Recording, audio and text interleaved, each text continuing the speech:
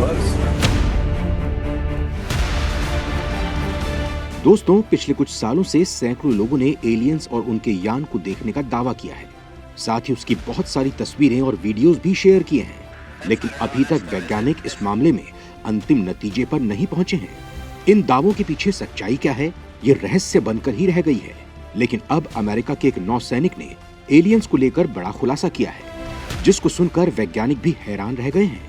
इस वीडियो में मैं आपको अमेरिका के नौसैनिक के इस खुलासे के बारे में बताऊंगा, लेकिन यहाँ आपको बता दूं कि एलियंस को लेकर अमेरिका हमेशा से ही सुर्खियों में रहा है। यहाँ आए दिन एलियंस को देखे जाने और यूएफओ को लेकर कई बार दावे किए जा चुके हैं। इसके साथ ही अमेरिका में एक ऐसी जगह भी है जहाँ एलियंस को कैद में रखे जाने तक के दावे किए जाते हैं। इस जगह का नाम है एरिया 51। कहा जाता है कि इस जगह अमेरिकी वैज्ञानिकों ने एलियंस को कैद कर रखा है। यहाँ एलियंस की लाश पर एक्सपेरिमेंट किया जाता है।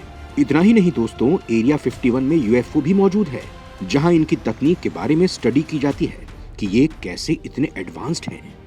लेकिन दोस्तों, सबसे हैरानी की बात तो यह है कि ये ऐसी जगह है जिसकी कोई तस्वीर सामने नहीं आई है। सिर्फ गूगल मैप्स के जरिए इसकी कुछ तस्वीर आए दिन वायरल होती रहती हैं। बताया जाता है कि एरिया 51 नेवादा के दक्षिण हिस्से में लास वेगास से सिर्फ 83 मील दूर उत्तर पश्चिम में है। अमेरिकी वायुसेना ने इसे साल 1995 में एक्वायर किया था। हालांकि CIA ने हमेशा इस साइट के होने से इनकार किया है। उन्होंने कभी भी ये नहीं माना है कि दुनिया में ऐसा कोई बेस है जहां दूसरी दुनिया को लेकर एक्सपेरिमेंट किए जाते हैं। लेकिन एरिया 51 से कई बार रिसर्च से जुड़ी सीक्रेट और सेंसिटिव जानकारी बाहर आती रहती है। कॉन्स्पिरेसी थ्योरी रचने वालों का मानना है कि इस बेस का इस्तेमाल क्रैश एलियन एयरक्राफ्ट को स्टोर करने, परीक्षण करने और उसकी मरम्मत करने में किया जाता है। साल 1950 में रोजवेल दुर्घटना का मटेरियल भी यहीं पर रखे गए हैं। रोजवेल घटना न्यू मैक्सिको के रोजवेल के पास एक खेत में हुई थी। इसमें कहा गया था कि ये अमेरिकी वायुसेना का एक बड़ा गुब्बारा ब्लास्ट हुआ था, लेकिन बाद में कुछ लोगों ने दावा किया कि कोई गुब्बारा नहीं था, बल्कि उड़न तश्तरी थी और अमेरिका ने इस सच्चाई को छुपाया है। अमेरिकी वायुसेना ने इस साइट को लेकर कड़ी सुरक्षा रखी है। उन्होंने इस साइट और इसके आसपास जाने वाले लोगों को कड़ी चेतावनी दी है। अगर एरिया 51 के इतिहास की बात करें तो 1950 के दशक में यहाँ U-2 जासूसी विमान का परीक्षण किया गया था। इसके बाद B-2 स्टेल्थ बॉम्बर की भी टेस्टिंग की गई। कुछ डॉक्यूमेंट्स में कहा गया है कि ये आर्मी एयर कॉर्प के पायलटों के लिए अपनी हवाई तोपखाने की प्रैक्टिस करने की जगह है। एरिया 51 एयरबेस में लगभग 1500 कर्मचारियों के होने का संदेह है।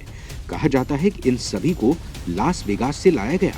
अमेरिकी खोजी पत्रकार एनी जैकबसन ने एक बार बताया था कि एरिया 51 एक टेस्टिंग और ट्रेनिंग वाली जगह है। यहाँ पहले जासूसी विमानों की टेस्टिंग हुई, लेकिन अब खतरनाक ड्रोन्स की टेस्टिंग होती है।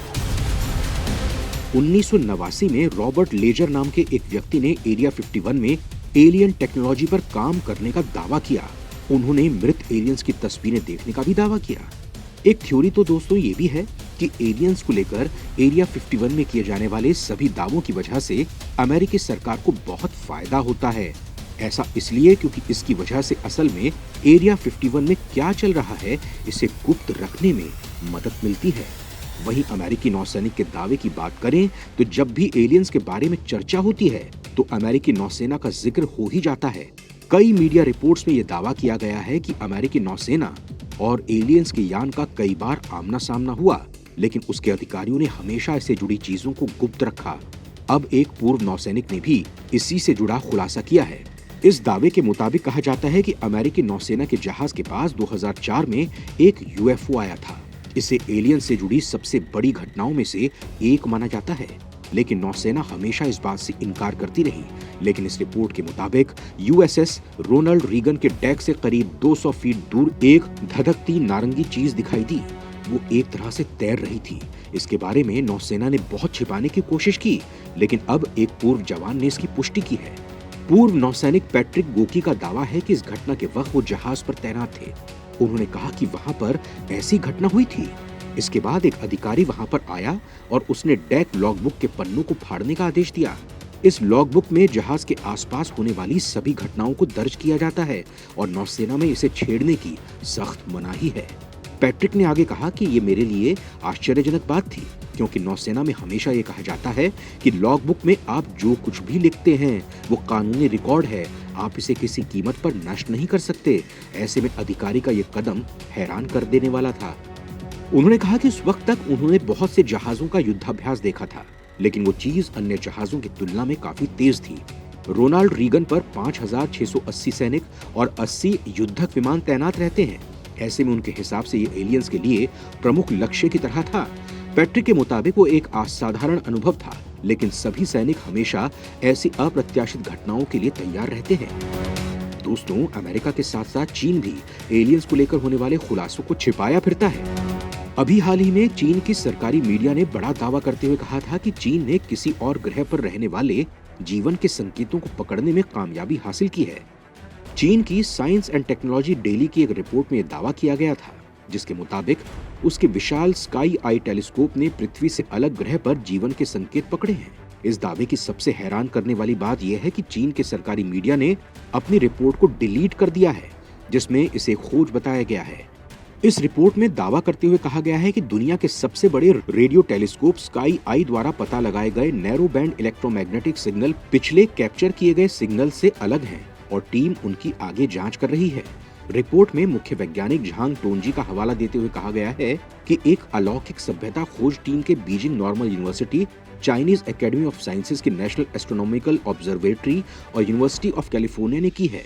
चीन के वैज्ञानिक झांग ने रिपोर्ट में कहा है कि ये संदिग्ध सिग्नल किसी प्रकार के रेडियो हस्तक्षेप भी हो सकते हैं और इसकी आगे जांच किए जाने की जरूरत है। वहीं सवाल यहाँ ये खड़ा होता है कि आखिर चीन के विज्ञान और प्रौद्योगिकी मंत्रालय के आधिकारिक समाचार पत्र विज्ञान और प्रौद्योगिकी दैनिक की वेबसाइट से रिपोर्ट को स्पष्ट रूप से क्यों हटा दिया गया था। हालांकि समाचार पहले से ही सोशल नेटवर्क वीबो पर ट्रेंड करना शुरू कर दिया था और अन्य मीडिया आउटलेट्स ने इस खबर को प्रमुखता से छापना भी शुरू कर दिया था। वहीं रिपोर्ट हटाने को लेकर चीन की तरफ से कोई प्रतिक्रिया नहीं दी गई है, लेकिन चीन की हरकत शक पैदा कर रही है कि चीन आखिर ऐसा क्यों कर रहा है या उसने ऐसा क्यों किया। क्या सच में उसे दूसरी दुनिया के बारे में जानकारी मिल गई है जिसे वो सबसे छिपाना चाहता है? वहीं अगर ऐसा नहीं है तो इस रिपोर्ट को हटाने के पीछे उसका क्या मकसद हो सकता है? दोस्तों, चीन की सरकार का कहना है कि फास्ट टेलीस्कोप दुनिया का सबसे उन्नत टेलीस्कोप है और इस टेलीस्कोप को बनाने में सरकार को 5 सालों का वक्त लगा था। इस टेलीस्कोप को चीन ने देश के दक्षिण पश्चिमी प्रांत गुइझोउ के डाउडांग में स्थापित किया है। साल 2020 के जनवरी महीने से ये टेलीस्कोप काम कर रहा है। चीन की सरकार ने पिछले साल भी दावा किया था कि इस टेलीस्कोप की मदद से देश को अविश्वसनीय जानकारियां मिली हैं, लेकिन चीन ने रिपोर्ट पब्लिश करने के बाद इस रिपोर्ट को क्यों डिलीट कर दिया, इसकी जानकारी अभी तक नहीं मिल पाई है। दोस्तों, एलियंस और यूएफओ के बढ़ते दावों को लेकर अब अमेरिका की स्पेस एजेंसी नासा ने इस पर काम करने का मन बना लिया है। अमेरिकी सरकार इस मुद्दे को अब गंभीरता से ले रही है और इसीलिए यूएफओ के बारे में ज्यादा जानने के लिए नासा वैज्ञानिकों की एक टीम बना रहा है।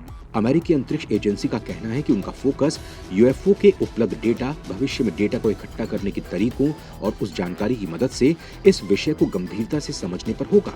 नासा के प्रिंसटन यूनिवर्सिटी में एस्ट्रोफिजिक्स विभाग के हेड रह चुके डेविड स्पर्गेल और नासा के साइंस मिशन डायरेक्टोरेट के वरिष्ठ शोधकर्ता डैनियल इवांस को वैज्ञानिकों की टीम का नेतृत्व करने और शोध की जिम्मेदारी दी है। नासा ने घोषणा अमेरिकी सरकार द्वारा एक रिपोर्ट जारी करने के 1 साल बाद की है।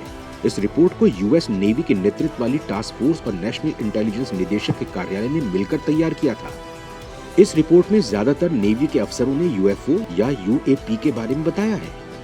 पेंटागन के 2 अधिकारियों ने 17 मई को अमेरिकी संसद में यूएफओ पर सुनवाई की थी, जिसमें बताया गया था कि सेना के पास अब तक कथित यूएफओ देखे जाने की 400 से ज्यादा रिपोर्ट्स हैं। दोस्तों, अब देखने वाली बात यह होगी कि अगर एलियंस को लेकर सभी दावे सच साबित होते हैं तो क्या अमेरिका इस सच्चाई को सभी के साथ शेयर करेगा या हमेशा की तरह गुप्त रखेगा?